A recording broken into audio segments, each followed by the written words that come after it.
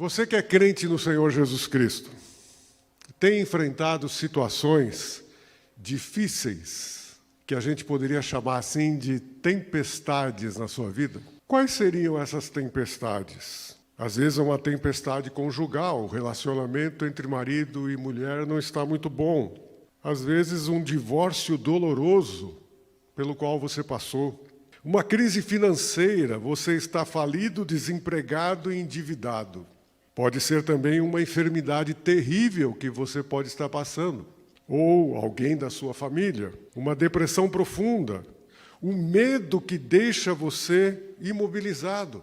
Às vezes você pode conviver, e pode ser uma tempestade na sua vida, você convive com uma pessoa super desagradável. Ou a morte de alguém que você amava tanto. Enfim, são tempestades que podem desabar sobre nós. Não estamos isentos a isso.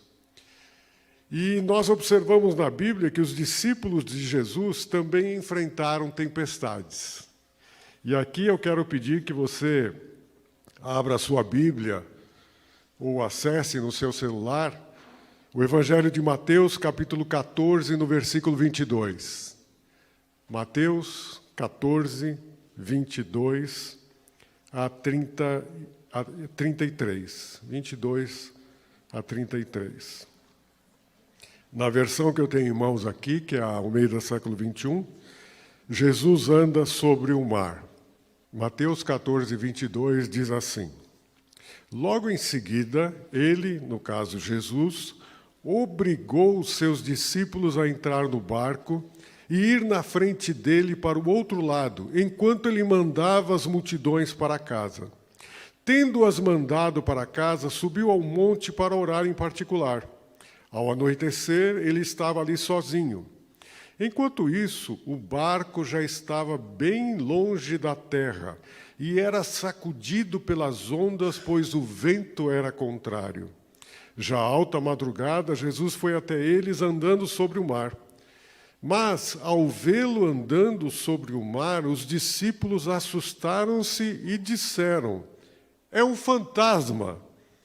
E gritaram de medo.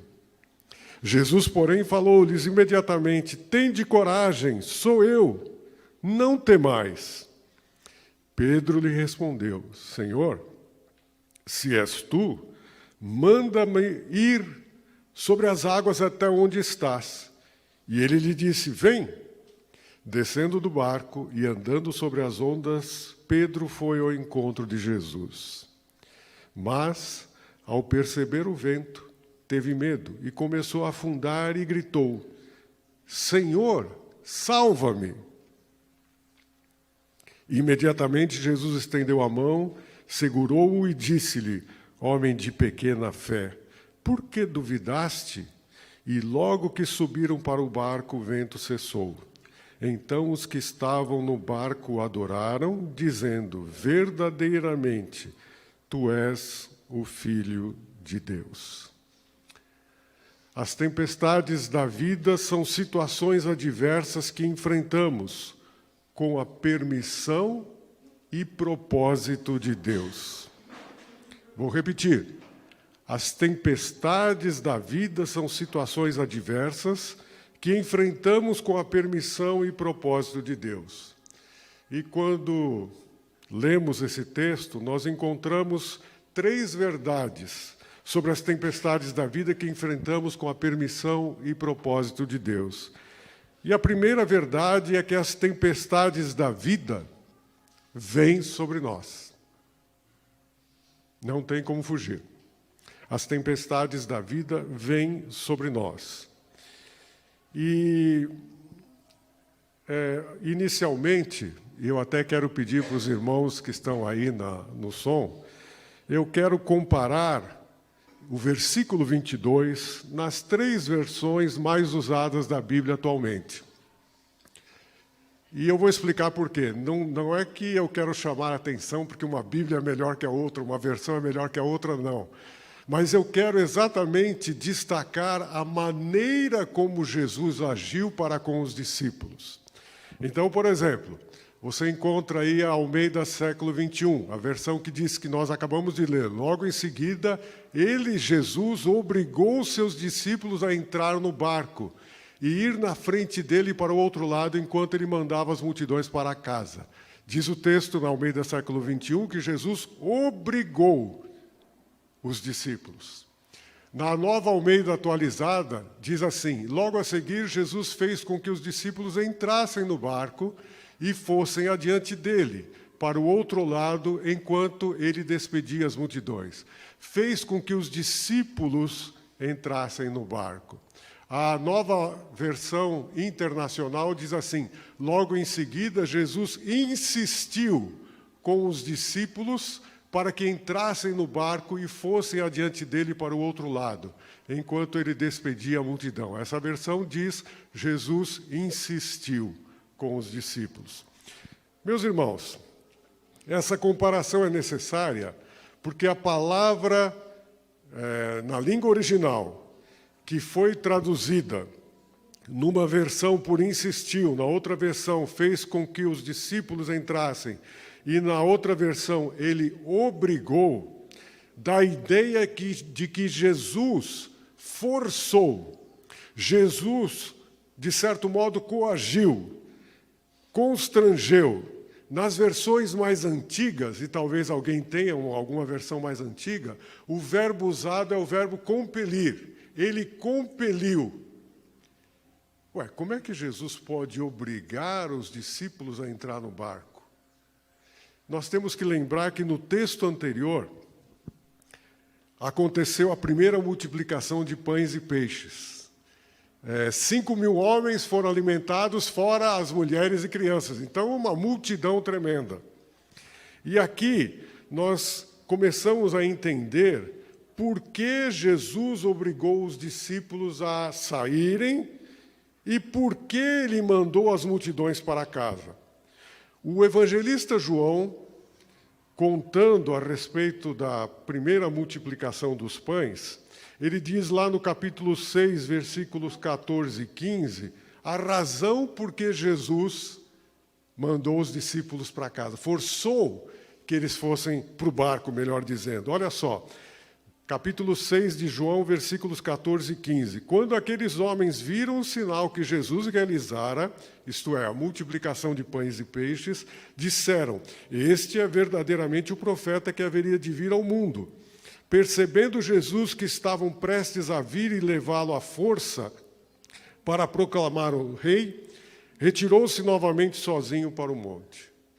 Então Jesus percebeu que depois daquele milagre da multiplicação dos pães e dos peixes, o povo queria proclamar o rei. Mas Jesus sabia que não era o momento ainda. Então ele mandou os discípulos logo, obrigou os discípulos a entrarem no barco e mandou a multidão para casa.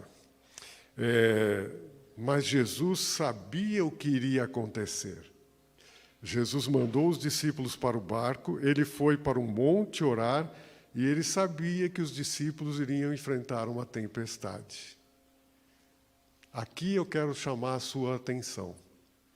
Jesus obrigou os discípulos a irem para o lugar em que eles seriam alvos de uma tempestade naquele barco. Sabem, por que as tempestades da vida vêm sobre nós? É uma pergunta que nós podemos fazer. Um estudioso disse o seguinte: ao ler a Bíblia, descobrimos que há 2 tipos de tempestades.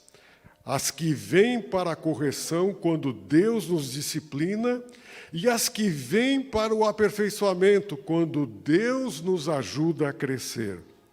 Jonas enfrentou uma tempestade porque havia desobedecido a Deus e, portanto, deveria ser corrigido. Deus havia ordenado para o profeta Jonas: vai e prega a Nínive. Mas ele, ao invés de obedecer a Deus, ele foi, comprou a passagem, entrou no navio e ia para Tarsis. E aí aconteceu aquela tempestade e Jonas chegou a falar para o marinheiro e para os demais ali do barco: olha, podem me jogar no mar porque a culpa dessa tempestade está em mim. Ele sabia que Deus havia produzido aquela tempestade para corrigi-lo. Os discípulos enfrentaram uma tempestade porque haviam obedecido a Cristo e precisavam ser aperfeiçoados. Jesus os havia testado numa tempestade anterior, quando estava no barco com eles. Mas agora, isso está em Mateus 8, 23 a 27. Mas agora ele os testou permanecendo fora do barco. Então, as tempestades podem vir sobre nós, se desobedecemos a Deus, porque Deus quer nos corrigir, nos disciplinar, ou as tempestades podem vir sobre nós, porque Deus quer nos aperfeiçoar. Não estamos livres, de maneira alguma, das tempestades. Jesus orava pelos discípulos. E ele ora pelos cristãos quando estes enfrentam as tempestades da vida. Nós cantamos há pouco como é bom poder confiar num Deus Um Deus de amor pode mandar a tempestade? Pode. Ele sabe muito bem o que nós enfrentamos nessa vida. Sabe, muitos cristãos têm a ideia equivocada de que a partir do momento em que se tornaram cristãos, a vida vai ser uma beleza. Vão ter águas, vão navegar sobre águas tranquilas, não vão acontecer problemas. Mentira. A vida cristã é marcada também por tempestades. Aliás, o próprio Senhor Jesus Cristo falou em Mateus, no Evangelho de João, capítulo 16, versículo 33. No mundo tereis aflições, mas tende bom ânimo. Eu venci o mundo. Então, a primeira verdade é que as tempestades da vida vêm sobre nós. A segunda verdade que o texto nos apresenta, a partir do versículo 25, é que durante as tempestades da vida, nós devemos olhar para Jesus. Aqui o texto diz, no versículo 25, na versão que eu tenho em mãos já era madrugada, mas tem versões que falam que já era a quarta vigília da noite. Os judeus contavam uma noite, tinha 4 vigílias, das 6 às 9 da noite, das 9 à meia-noite, meia-noite às 3 e das 3 às 6. Os discípulos estavam na quarta vigília da noite, entre 3 de madrugada e até as 6 da madrugada. Vejam, eles tinham ido ao anoitecer para o barco. Estavam enfrentando um período muito grande de tempestades na vida. E aqui nós encontramos que Jesus não nos abandona durante as tempestades da vida. Ele vem ao nosso encontro. E ele foi ao encontro dos discípulos. O propósito da tempestade era fazer os discípulos crescerem na fé.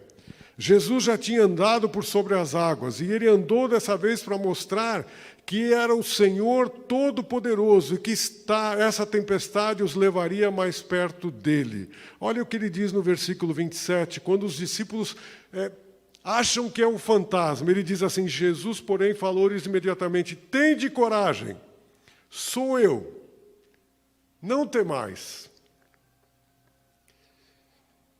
E Jesus estava indo para encontrar os discípulos. E, de repente, um sujeito chamado Pedro vira para Jesus e fala assim: Senhor, se és tu, manda-me ter contigo. Olha, Pedro era um homem de coragem. Para falar uma coisa dessa, todo mundo fala que Pedro é assim, assim, assado, mas ele era uma pessoa de coragem. E ele saiu do barco e começou a andar. Ele estava olhando para Jesus, ele começou a andar sobre as águas. Olha, um dia que eu estiver lá no céu com Pedro, eu vou querer conversar. Como é que foi essa situação? Como é que você se sentiu? Mas o texto bíblico diz que Pedro estava andando, olhando para Jesus por sobre as águas, mas de repente ele começou a reparar no vento. E aí o que aconteceu? Ele começou a afundar. E olha, gente, ele tirou os olhos de Jesus, olhou para o vento, começou a afundar. Ele teve medo. E olha, aqui ele foi portador de um ensino importante para nós. Porque Pedro fez a oração mais rápida e mais curta da história da humanidade.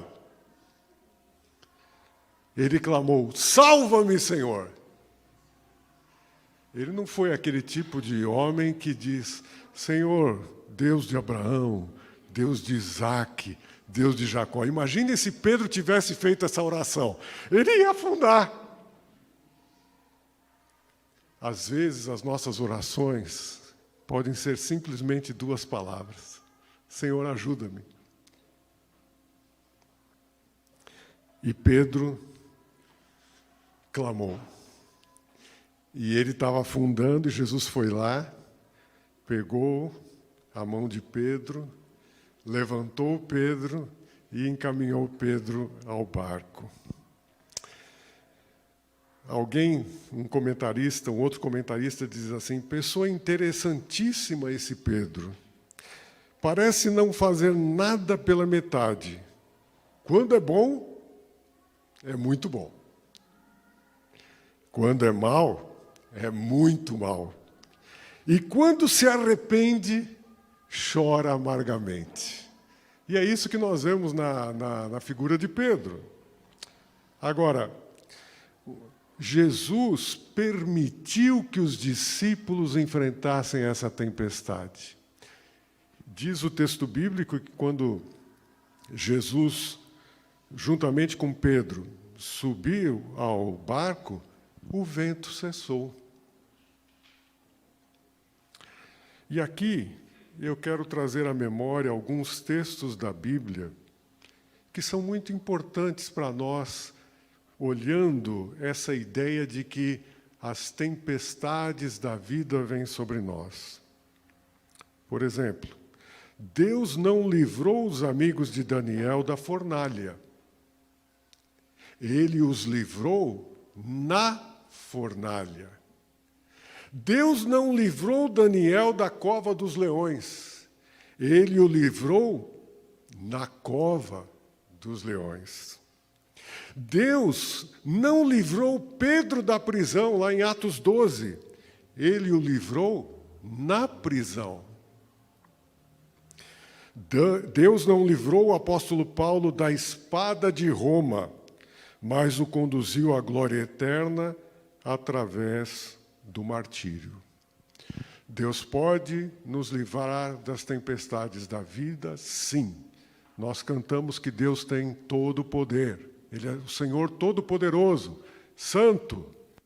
Mas Deus, muitas vezes, pode permitir que aconteça uma tempestade na nossa vida, e essa tempestade vai nos levar para a glória eterna. Jesus vem no tempo que Ele acha certo e nos capacita a enfrentar as tempestades da vida. Nós precisamos olhar para Jesus, que é o autor e consumador da nossa fé. Hebreus 12, de 1 a 3. Alguém disse muito bem as seguintes palavras: fé não é crer apesar das circunstâncias, mas sim obedecer apesar das consequências. Isso é fundamental. Fé não é você apenas crer apesar das circunstâncias, mas sim obedecer apesar das consequências. Meu irmão, minha irmã, eu não sei que tipo de tempestade você está passando na sua vida, mas olhe para Jesus. Ele quer fazer você crescer na fé e aperfeiçoar o seu caráter durante as tempestades da vida. Eu falei da primeira verdade, que as tempestades vêm sobre nós. Eu falei da segunda verdade, que durante as tempestades da vida nós devemos olhar para Jesus. Mas tem a terceira verdade nos dois últimos versículos desse texto, 32 e o 33. Após cada tempestade da vida, adore a Jesus. Nós vamos comparar as declarações dos discípulos ao final das duas tempestades que eles estiveram envolvidos com Jesus. Eu vou pedir que você abra rapidinho em Mateus 8, 27. A primeira vez em que Jesus estava com eles durante uma tempestade. Dessa vez, Jesus estava no barco. Jesus, inclusive, estava dormindo. Mateus 8, 27. Olha o que os discípulos, os apóstolos, disseram. E aqueles homens se admiraram depois que Jesus acalmou o mar, o vento. E aqueles homens se admiraram, dizendo: quem é este que até os ventos e o mar lhe obedecem? Mateus 8, 27. Agora vamos ler Mateus 14, 33, o texto que nós tínhamos lido no início. Logo depois que Jesus e Pedro subiram ao barco, então os que estavam no barco o adoraram, dizendo: verdadeiramente tu és o Filho de Deus. Olha que coisa. Eles passaram pela primeira experiência da tempestade na vida no barco. Quem é este que até os ventos e o mar lhe obedecem?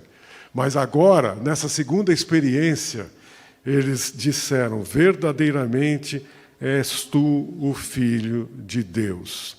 Jesus acalmou as duas tempestades, mas na segunda eles perceberam quem era Jesus. Sabe, meu irmão, minha irmã, quando passamos pelas tempestades da vida, Deus tem esse propósito de nos ensinar, de fazer com que a gente cresça na fé, porque Ele nos ama. Ele quer o melhor para nós. Ele quer nos aperfeiçoar realmente. E Ele é o Senhor Todo-Poderoso para acalmar as tempestades no mar e acalmar as tempestades da nossa vida. Por que Deus permite tempestades na nossa vida?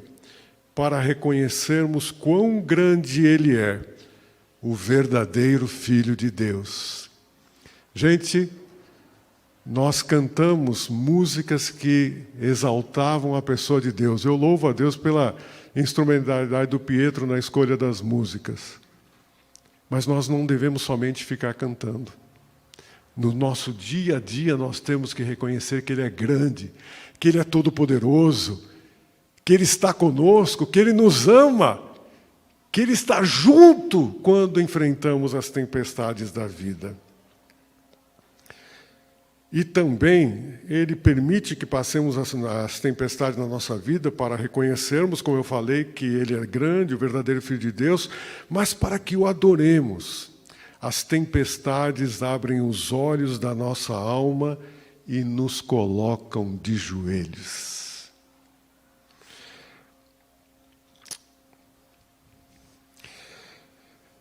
As tempestades da vida são situações adversas que enfrentamos com a permissão e propósito de Deus.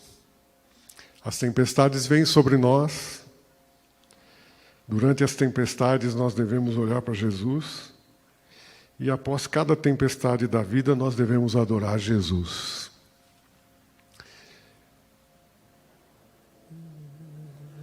Eu sei que Deus também tem me permitido passar por tempestades.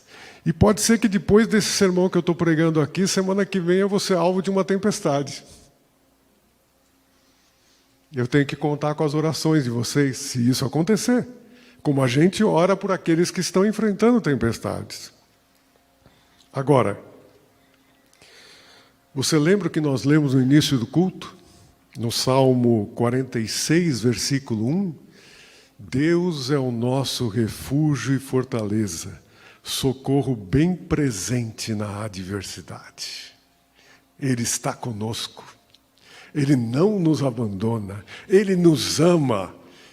E Ele permite as tempestades na vida porque Ele quer fazer com que cresçamos na fé, reconhecendo-o quem Ele é e o que Ele pode fazer.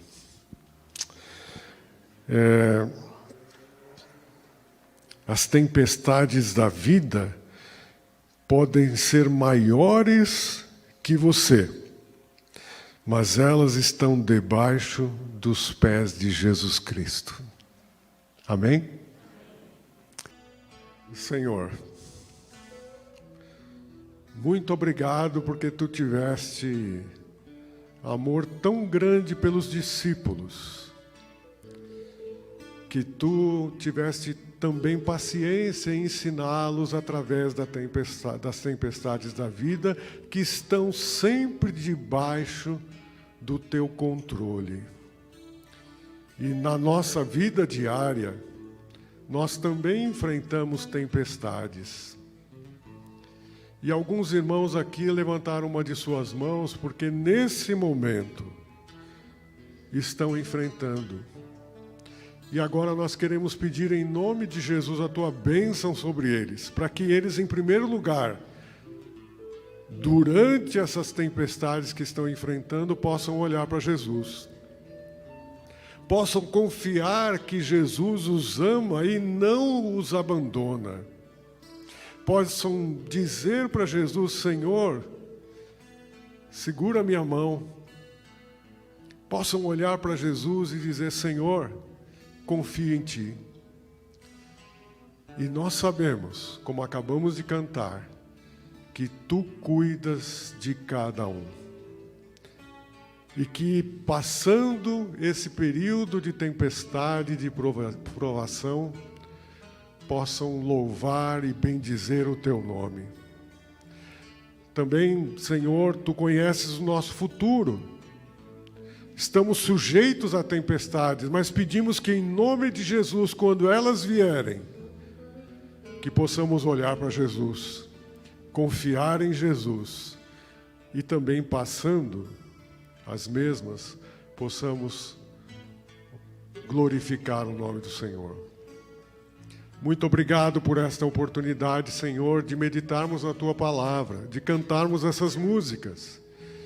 E o nosso desejo é que Tu venhas nos abençoar durante o restante deste domingo, para que possamos Te agradar com nossas palavras, nossas atitudes. Muito obrigado pelo grande amor que tem sido renovado sobre nós por causa da Tua graça e misericórdia a cada dia. E aproveitando essa oportunidade, nós queremos orar no sentido de que a graça do Senhor Jesus, o amor de Deus Pai e a comunhão do Espírito Santo seja com todo o Teu povo, agora e para sempre. Amém.